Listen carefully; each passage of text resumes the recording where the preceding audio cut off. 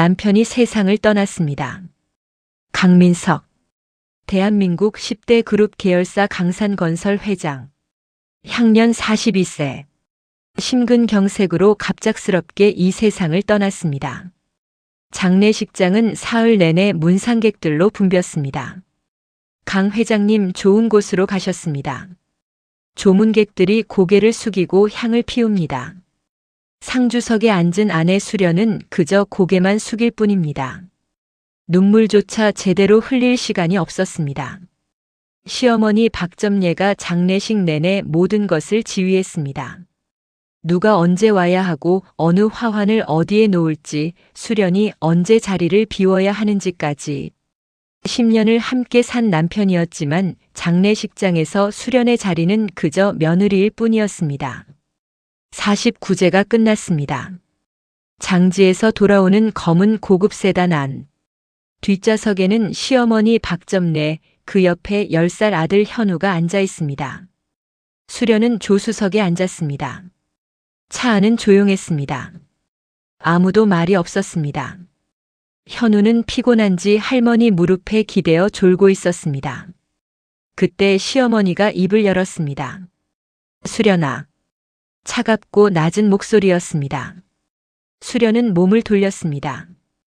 백미러에 비친 시어머니의 눈빛은 차가웠습니다. 아들 잃은 이 어미 마음도 생각 좀 해라.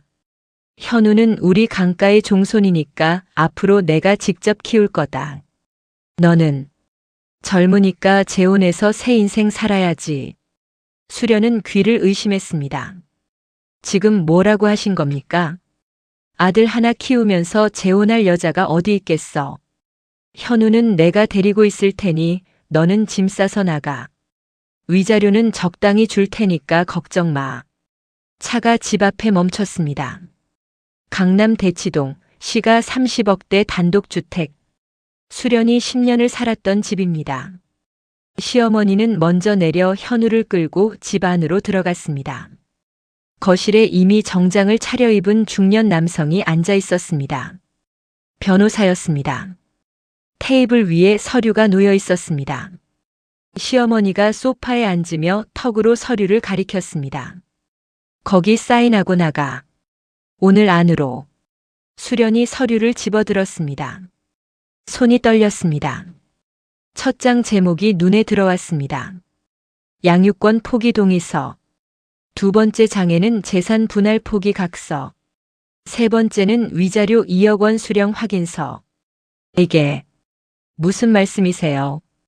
현우는 제 아들인데. 아들? 내가 낳긴 했지. 근데 그게 내 거야? 강가의 피를 이어받은 종손이 내 소유물이냐고. 시어머니의 목소리가 차갑게 거실을 채웠습니다. 어머님, 저도 현우 엄마입니다. 10년을 키워왔고. 10년? 내가 30년을 내 아들 키웠어. 그 아들이 누구 덕에 강 회장까지 됐는데. 내 손자를 내가 못 키운단 법이 어디 있어? 시어머니가 손뼉을 쳤습니다. 거실 옆문이 열리며 가정부 2명이 들어왔습니다. 그들의 손엔 수련의 짐가방이 들려 있었습니다. 이미 싸놓은 듯 깔끔하게 정리된 가방이었습니다.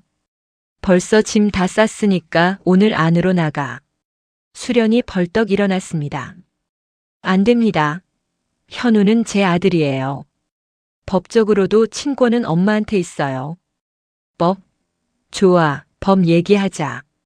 변호사가 서류철에서 두툼한 서류를 꺼냈습니다. 공증 도장이 선명하게 찍혀 있었습니다. 고인이 되신 강민석 회장님께서 생전에 공증을 거쳐 작성하신 유언장입니다. 현우 군의 양육권과 재산관리권은 할머니인 박점례 여사에게 전적으로 위임한다는 내용이 명시되어 있습니다. 수련의 다리에 힘이 풀렸습니다. 남편이 죽기 전에 이런 유언을 남겼다니. 내 아들이 죽기 한 달 전에 나한테 와서 부탁했어. 자기가 만약 죽으면 현우를 꼭 부탁한다고. 며느리 너는 어떻게 될지 모르니까 믿을 수 없다고 했더라. 10년을 함께 살았던 남편. 그 남편이 죽기 직전까지 자신을 의심했다는 사실. 수련의 가슴이 무너져 내렸습니다. 그럼 저는 어떻게 하라는 겁니까? 짐 싸서 나가라니까. 위자료 2억은 큰돈이야. 그거 받고 새 인생 살아. 시어머니가 현우의 손을 잡아 끌었습니다. 현우는 영문도 모른 채 할머니와 엄마를 번갈아 봤습니다. 엄마. 엄마는 어디가? 현우야, 엄마는 현우야 할머니랑 가자. 엄마는 바쁘시대. 2층 가서 씻자. 시어머니가 현우를 안아들고 계단을 올라갔습니다. 수련이 뒤따라 올라가려 하자 가정부들이 앞을 막아섰습니다. 사모님 곤란합니다. 마님께서 오늘 안으로 나가시라고 하셨습니다. 2층에서 현우의 울음소리가 들렸습니다. 엄마, 엄마, 어디가? 수련은 그 자리에 주저앉았습니다. 10년을 키운 아들. 밤새워 아플 때 간호하고 학교 보내고 밥 먹이고 그 모든 시간이 한순간에 무너져 내렸습니다. 변호사가 서류를 바닥에 내려놓으며 차갑게 말했습니다. 사인하시고 위자료 2억 받고 나가시는 게 속 편하실 겁니다. 법정 다툼하시면 박점례 여사 측 변호사가 10명입니다.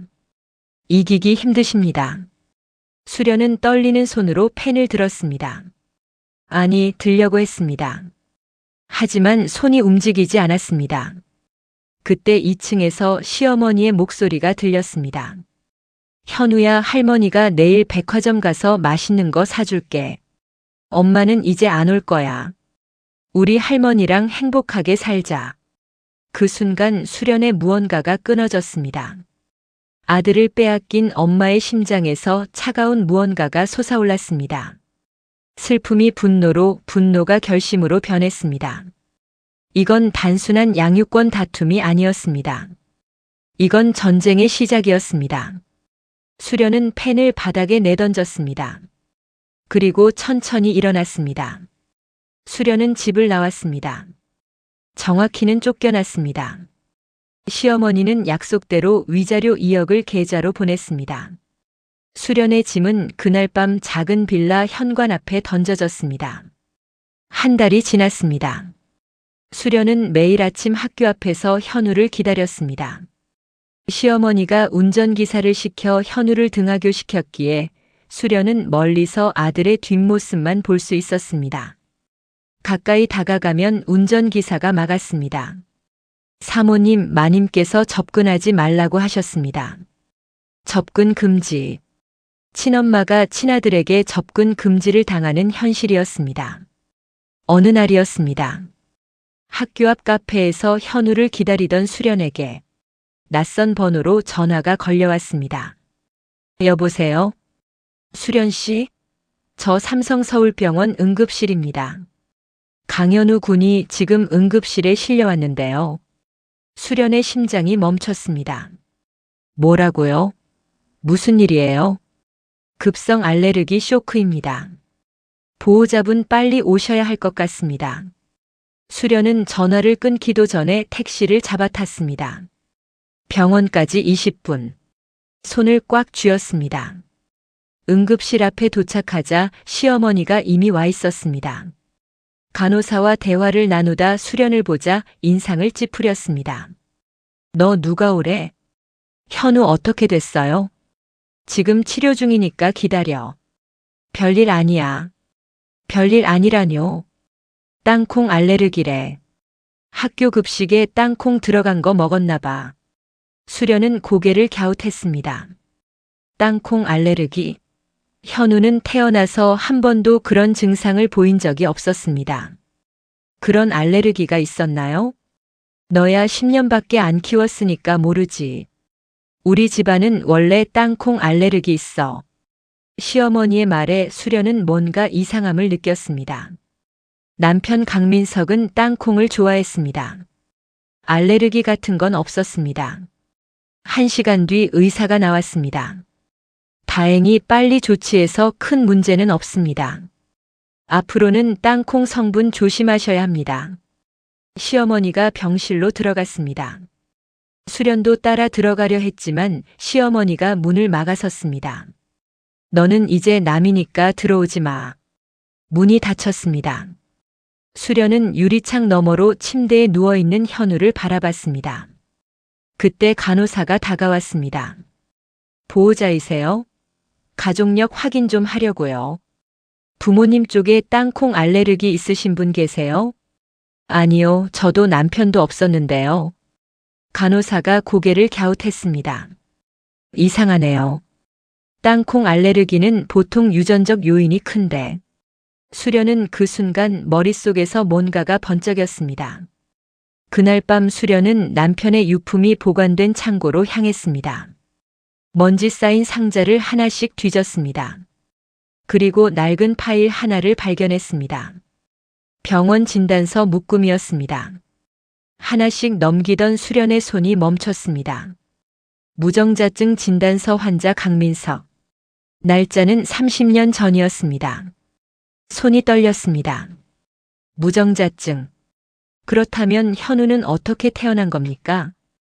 진단서 뒷장에 손글씨 메모가 있었습니다. 시술 불가 판정. 자연 임신 확률 0%. 수련은 그 자리에 주저앉았습니다. 현우를 임신했을 때 남편은 너무나 기뻐했습니다. 그렇다면 그때 남편은 이미 알고 있었던 걸까요? 수련은 떨리는 손으로 휴대폰을 꺼냈습니다. 인터넷에 무정자증 유전자 검사를 검색했습니다. 다음 날 아침 수련은 학교 앞에서 현우를 기다렸습니다. 퇴원한 현우가 차에서 내렸습니다. 수련은 기다렸다가 현우가 학교에 들어간 뒤 차로 다가갔습니다. 저기 현우가 물건 두고 갔어요. 제가 전해줄 수 있을까요? 운전기사가 당황해하며 차 안을 뒤졌습니다. 그 사이 수련은 뒷좌석 가방을 열고 필통을 꺼냈습니다. 그 안에 현우가 사용하던 칫솔이 있었습니다. 수련은 칫솔을 재빨리 지퍼백에 넣었습니다. 아, 제가 착각했나 봐요. 수련은 유전자 검사소로 향했습니다. 일주일이 지났습니다. 8일째 되는 날 아침. 우편함에 두꺼운 봉투가 들어 있었습니다. 손이 떨려 봉투를 뜯는 데만 1분이 걸렸습니다. 결과지를 펼쳤습니다. 친자 관계 불일치 프라버빌러티 어브 퍼터니티 0.00%. 수련의 눈앞이 하얗게 변했습니다. 서류가 바닥에 떨어졌습니다. 불일치. 현우는 강민석의 친아들이 아니라는 뜻이었습니다. 그렇다면 현우는 누구의 아이입니까? 수련은 10년 전 그날을 떠올렸습니다. 병원에서 아이를 낳았을 때 그 아이가 정말 내가 낳은 아이가 맞았을까요? 수련은 바닥에 떨어진 서류를 주워들었습니다. 다시 한번 확인했습니다. 0.00%. 숫자는 거짓말을 하지 않았습니다. 수련은 창밖을 바라봤습니다. 하늘은 맑았지만 수련의 세상은 무너지고 있었습니다. 10년을 키운 아들. 그 아이가 내 아이가 아니라니. 그렇다면 내 진짜 아들은 어디에 있습니까? 수련은 천천히 일어났습니다. 서류를 가방에 넣었습니다. 그리고 컴퓨터 앞에 앉았습니다. 30년 전 출산했던 산부인과를 검색했습니다. 이제 진실을 찾아야 했습니다.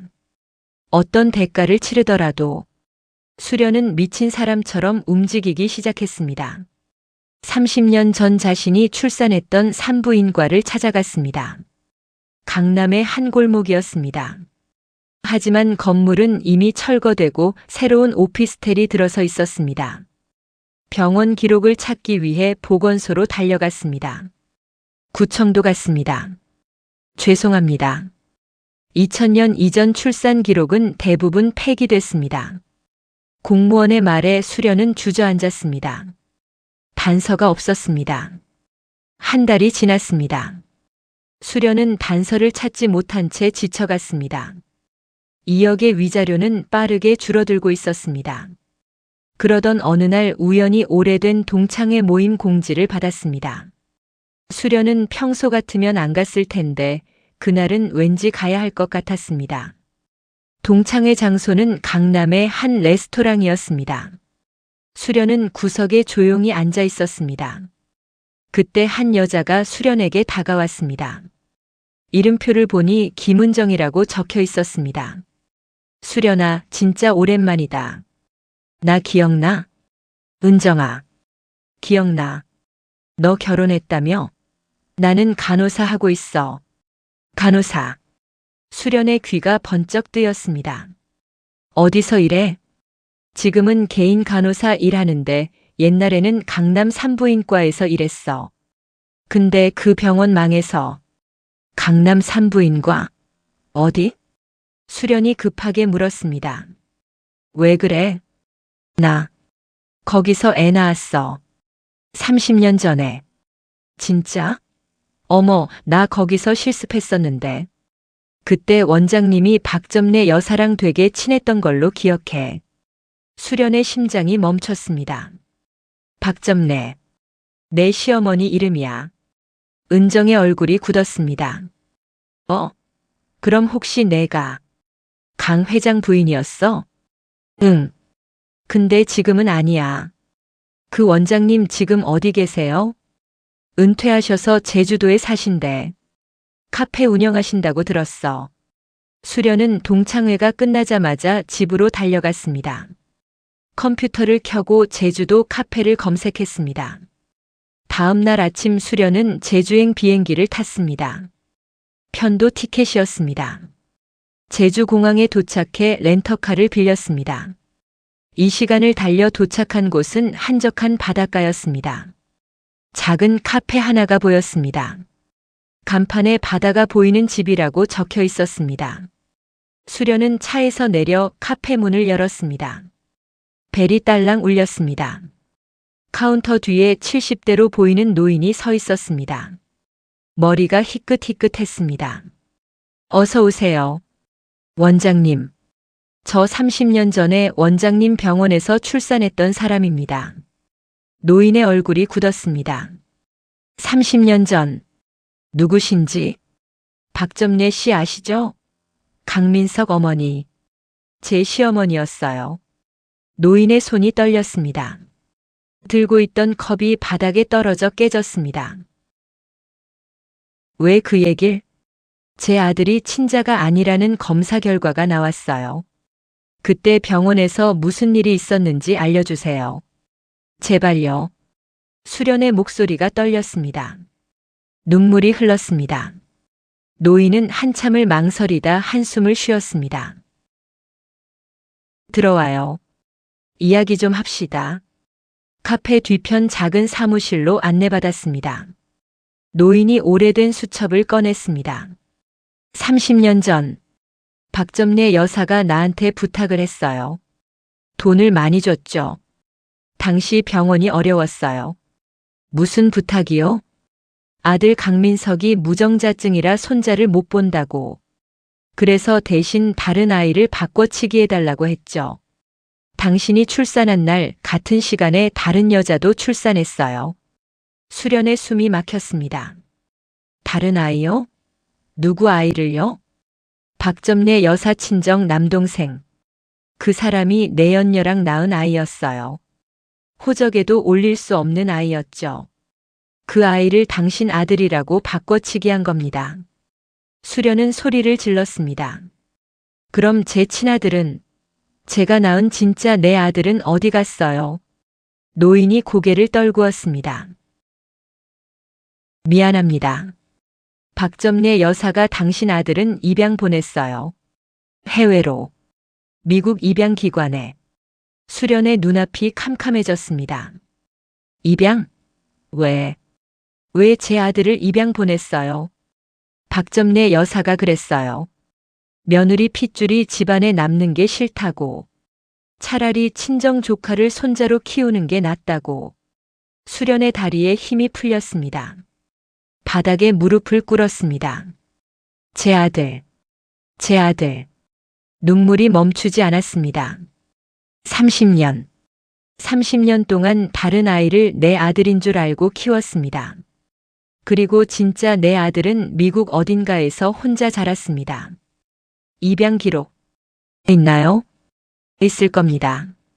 당시 거래했던 입양기관 이름 알려드릴게요. 노인이 수첩을 넘겨 한 페이지를 찢어 수련에게 건넸습니다. 수련은 그 종이를 꽉 쥐었습니다. 감사합니다. 수련은 일어서려 했지만 다리에 힘이 없었습니다. 노인이 수련을 부축했습니다. 미안합니다. 그때 제가 돈 때문에. 수련은 비틀거리며 카페를 나왔습니다. 바닷바람이 얼굴을 때렸습니다. 하늘이 빙글빙글 돌았습니다. 그리고 수련은 그 자리에서 쓰러졌습니다. 수련이 깨어났을 때는 병원이었습니다. 제주도 작은 병원 응급실. 천장에 형광등이 눈부셨습니다. 극심한 스트레스로 쓰러지셨어요. 푹 쉬셔야 합니다. 수련은 천장을 멍하니 바라봤습니다. 내 아들, 내 친아들은 지금 어디에 있을까? 핸드폰이 울렸습니다. 화면에 문자가 떠 있었습니다. 변호사 사무실에서 온 문자였습니다. 강민석 회장 유산 상속 공증일 3월 15일 오후 2시. 강남 공증사무소 3층. 오늘이었습니다. 시계를 봤습니다. 오전 11시. 아직 3시간 남았습니다. 수련은 벌떡 일어나 링거를 뽑았습니다. 간호사가 황급히 달려왔습니다. 환자분, 아직 안 돼요. 하지만 수련은 이미 병원을 나서고 있었습니다. 공항까지 택시로 30분. 서울행 비행기는 12시 30분 출발이었습니다. 수련은 가방을 꺼냈습니다. 유전자 검사 결과지, 제주도 원장이 준 입양기관 메모, 그리고 강민석의 무정자증 진단서 사본. 모든 증거가 여기 있었습니다. 비행기가 이륙했습니다. 수련은 창밖을 바라봤습니다. 제주도가 점점 작아졌습니다. 이제 마지막 전쟁이 시작됩니다. 오후 1시 50분. 김포공항 도착. 수련은 공항 밖으로 뛰어나가 택시를 잡았습니다. 강남 공증사무소요. 빨리 가주세요. 손님, 지금 강남 쪽 막혀요. 그럼 지하철로 갈게요. 수련은 택시에서 내려 지하철역으로 뛰었습니다. 에스컬레이터를 뛰어내려갔습니다. 강남역까지 6정거장. 손에 땀이 났습니다. 오후 2시 5분. 강남역 도착. 수련은 계단을 올라가 뛰었습니다. 공증사무소까지 도보 5분. 뛰면 3분. 숨이 찼습니다. 옆구리가 아팠습니다. 하지만 멈추지 않았습니다. 오후 2시 10분. 건물 도착. 3층. 엘리베이터를 탔습니다. 문이 열렸습니다. 복도 끝에 공증사무소 301호가 보였습니다. 수련은 심호흡을 했습니다. 그리고 문을 열었습니다. 사무소 안에는 이미 많은 사람들이 앉아 있었습니다. 시어머니 박점례, 현우 그리고 친척들. 20명 정도 되어 보였습니다. 시어머니는 현우 옆에 앉아 환하게 웃고 있었습니다. 자, 이제 공증만 하면 우리 현우가 50억 유산 전부 상속받는 거야. 할머니가 얼마나 기쁜지 몰라. 친척들이 박수를 쳤습니다. 공증인이 책상 앞에 앉아 서류를 펼쳤습니다. 그럼 시작하겠습니다. 피상속인 강민석 회장의 유일한 혈육인 강현우 군에게 전 재산 50억 원을. 잠깐만요. 수련의 목소리가 사무소를 채웠습니다.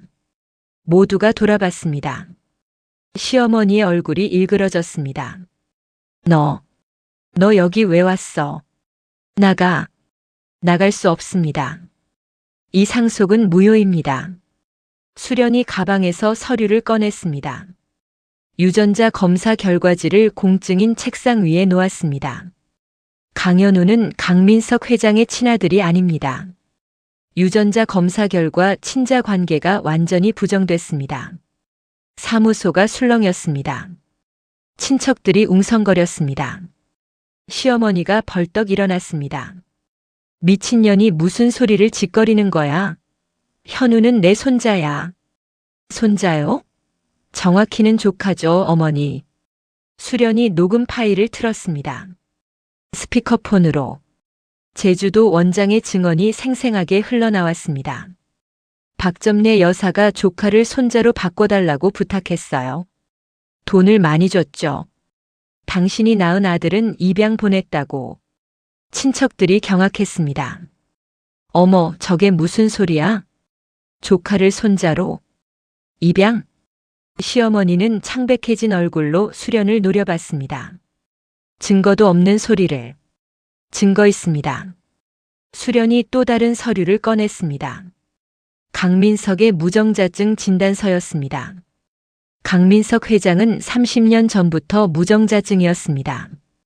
자연 임신이 완전히 불가능한 상태였죠. 그런데 어떻게 현우가 태어났습니까? 공증인이 서류를 하나씩 확인했습니다.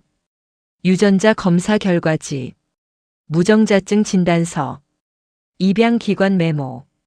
공증인이 고개를 저었습니다. 이 경우 상속 절차를 즉시 중단해야 할 것 같습니다. 피상속인과의 혈연 관계가 입증되지 않으면 법정 상속인이 될 수 없습니다. 시어머니가 수련에게 달려들려 했습니다. 2년이 수련이 시어머니의 손목을 잡았습니다. 힘주어 잡았습니다. 어머니, 왜 그러셨어요? 왜 제 아들을 빼앗으셨어요? 빼앗다니. 며느리년 핏줄이 우리 집안에 남는 게 싫었어. 차라리 내 친정 조카를 손자로 키우는 게 나았어. 시어머니가 소리를 질렀습니다.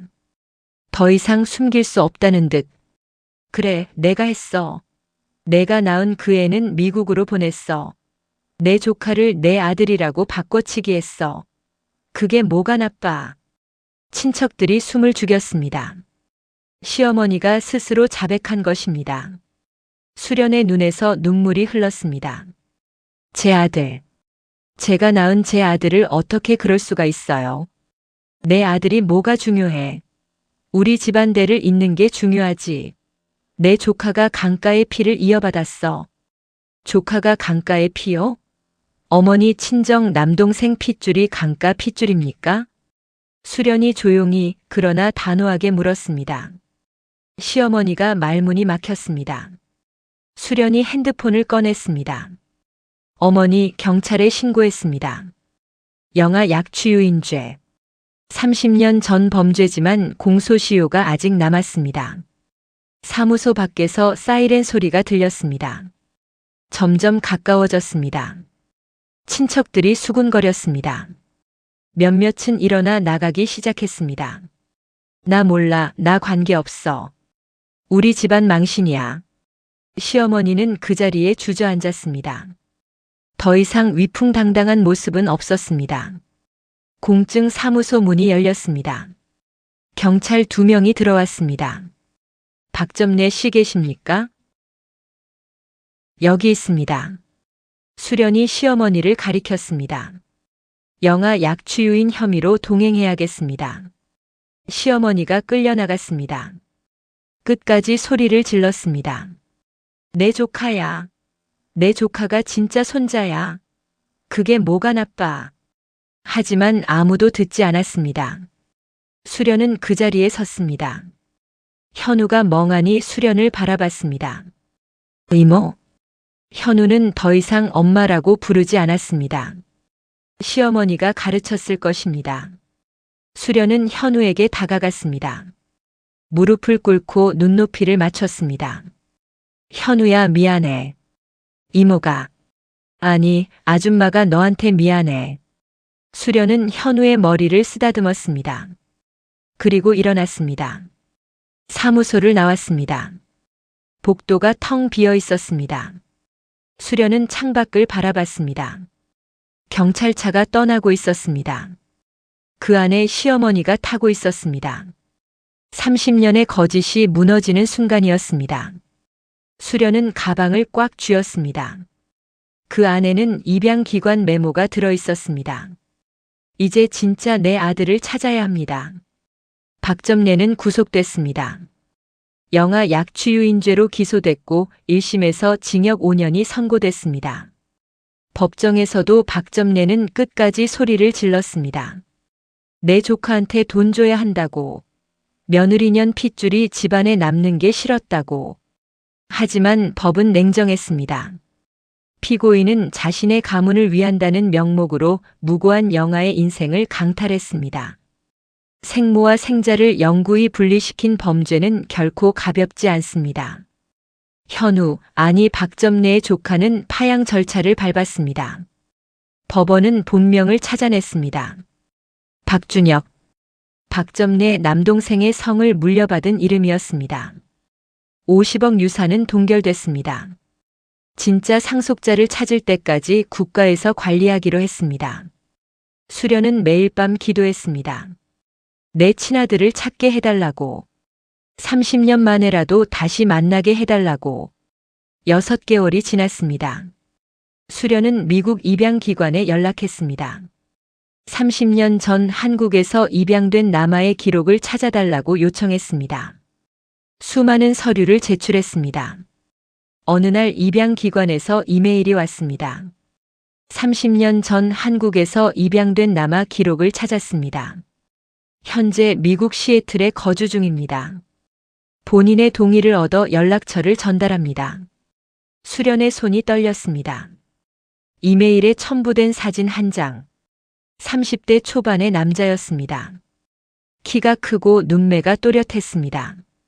수련의 눈과 강민석의 코를 닮았습니다. 이름은 데니얼 초. 한국 이름은 조진호. 수련은 그 이름을 보며 울었습니다.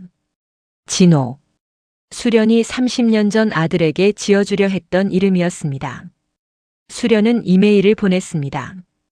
진호야, 나는 내 엄마야. 30년을 찾았어. 만나고 싶어. 3일 후 답장이 왔습니다. 엄마, 저도 평생 기다렸어요. 한국에 가도 될까요? 2주 후 인천공항. 수련은 도착 게이트 앞에 서 있었습니다. 손에 든 사진을 보며 한 명 한 명 확인했습니다. 게이트가 열렸습니다. 사람들이 쏟아져 나왔습니다. 그리고 그가 나타났습니다. 키 185cm 정도. 검은 머리. 또렷한 이목구비. 사진 속 그 남자였습니다. 진호가 수련을 발견했습니다. 멈춰 섰습니다. 두 사람은 5m 정도 떨어진 채 서로를 바라봤습니다. 진호가 떨리는 목소리로 한국말을 했습니다. 어머니. 수련은 그 자리에서 울음을 터뜨렸습니다. 진호. 진호야. 진호가 달려왔습니다. 수련을 끌어안았습니다. 두 사람은 한참을 그렇게 서 있었습니다. 어머니, 저 기다렸어요. 언젠가 찾아주실 거라고 믿었어요. 미안해, 진호야. 엄마가 몰랐어. 엄마도 30년 동안 몰랐어.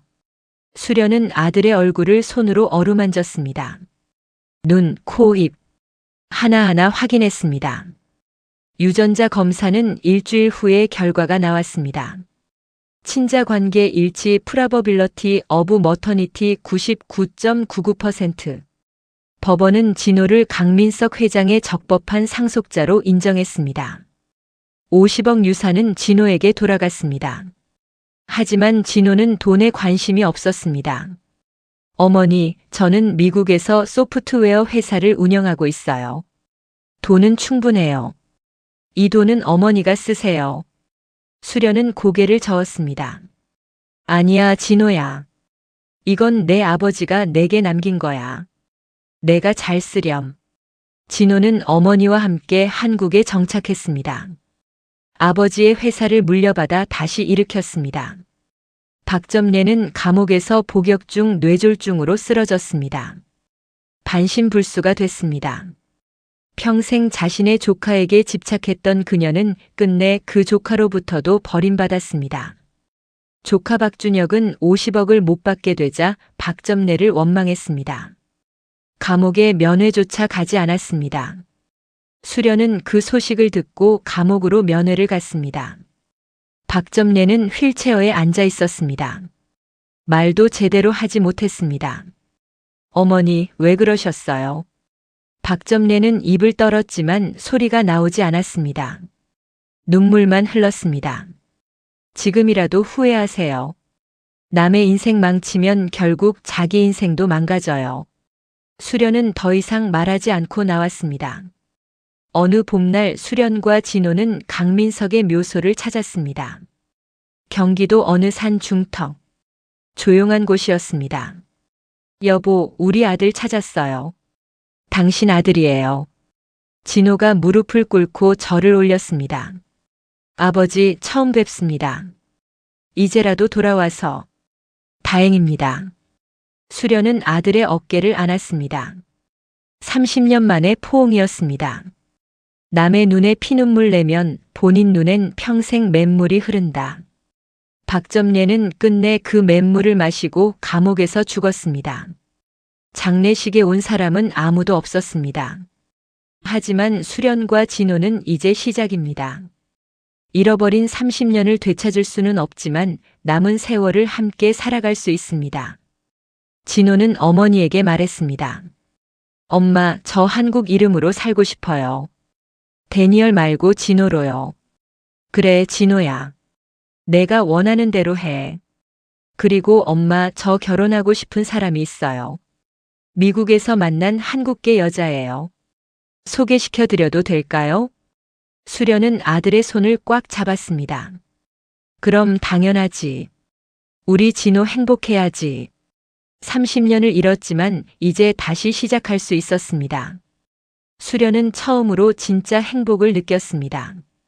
내 아들과 함께하는 이 순간이 가장 소중했습니다. 어느 날 저녁 수련과 진호는 한강을 걸었습니다. 석양이 강물을 붉게 물들이고 있었습니다. 엄마, 행복하세요? 응, 진호야. 엄마는 지금 세상에서 제일 행복해. 진호가 어머니의 어깨에 머리를 기댔습니다. 저도요, 엄마. 수련은 하늘을 올려다봤습니다. 구름 사이로 햇살이 비치고 있었습니다. 남편 강민석도 저 하늘 어딘가에서 지켜보고 있을 것입니다. 그리고 미소 짓고 있을 것입니다. 수련은 깨달았습니다. 진짜 가족이란 피가 아니라 마음으로 이어진다는 것을, 그리고 진실은 언젠가 반드시 밝혀진다는 것을. 30년이 걸렸지만 수련은 마침내 자신의 아들을 되찾았습니다.